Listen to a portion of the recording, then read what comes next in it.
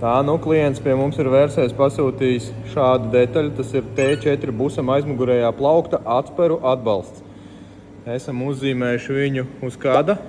Un tūlīt ārā. Griežam ārā. Sākam ar centra urbumiem. Iet caurumiem, jo tie nav urbumi, pie kuriem pēc tam metinās šo atpakaļ pie plaukta. Detaļa ir gatava. Ņemam to ārā.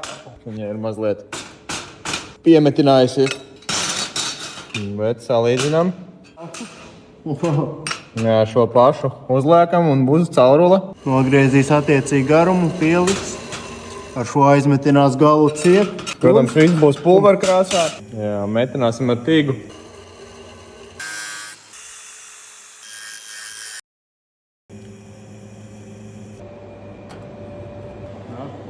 Kaut kas te pašā svārkā laikam jāvīno citādā.